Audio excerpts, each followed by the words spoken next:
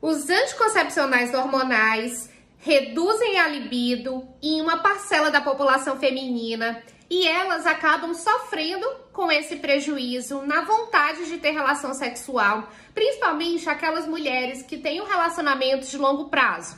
Então, na live dessa semana, a gente vai discutir quais os anticoncepcionais menos interferem na libido. E aí, gente, a discussão é muito ampla, tá? O anticoncepcional, apesar de hoje a gente enxergar vários malefícios, né? Vários efeitos adversos que vieram ao longo dos anos se mostrando e repercutindo negativamente na vida das mulheres, a gente sabe que os anticoncepcionais têm um efeito super benéfico em outros pontos.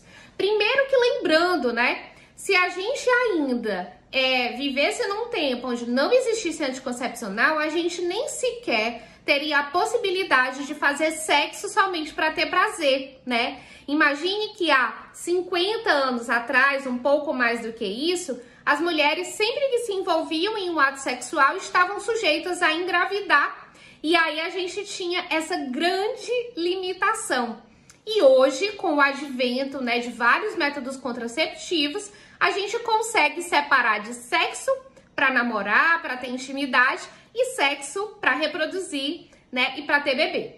Então, hoje a gente consegue ver que existe um perfil de mulheres que mais tem danos em relação à sexualidade, repercussões da área sexual que usam anticoncepcional. Lembrando que não são todas essas mulheres que acabam sendo vítimas dessas disfunções. Nós vamos ter inúmeras que não vão se queixar, que nunca vão ter nenhum problema relacionado a isso.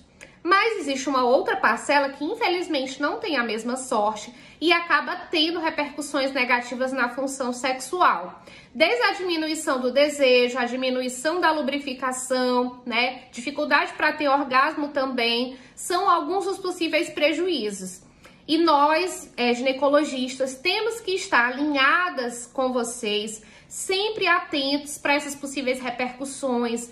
Mulheres que não tinham dificuldade com desejo, com excitação, com orgasmo, com lubrificação antes de usar determinado método e passam a ter depois de utilizá-lo, a gente tem sim que estar intervindo, fazendo uma modificação, pensando quais são as outras possibilidades para aquela mulher, já que a gente tem uma gama razoavelmente grande de opções e que podem estar interferindo menos ou interferindo zero em cada mulher. Não existe um perfil único, nós vamos ter mulheres que reagem diferentes, inclusive a um mesmo tipo de anticoncepcional, porque a genética que nós trazemos também determina, associada ao anticoncepcional, quanto de influência ele vai ter sobre a nossa função sexual. Por isso que é muito importante a gente pensar de forma bastante individual e por isso que o aconselhamento contraceptivo acaba sendo fundamental quando você passa a ter disfunções sexuais após o uso de determinado método. Lembrando que algumas mulheres vão ter essa disfunção sexual, essa diminuição do desejo, da lubrificação, entre outras queixas, algum tempo, curto tempo após utilizar o método. Outras já vão demorar um tempo mais longo, né? Então só vão ter repercussões depois de 1, 2, 3, 5 anos de uso.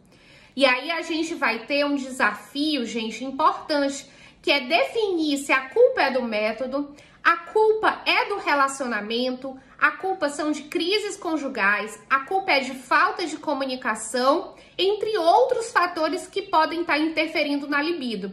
Então a gente precisa fazer uma avaliação bem ampla, mas é importante salientar que se você desconfia que o seu método pode estar causando alterações, reduzindo sua libido e sua sexualidade, é fundamental consultar o seu ginecologista, o seu sexólogo, para estar procurando alternativas, porque sim, elas existem.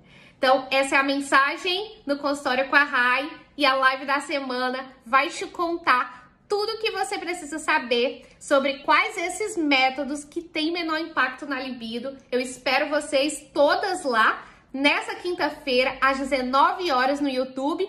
Para se cadastrar, vai lá nos stories, desliza a tela, deixa seu e-mail que a gente se encontra lá.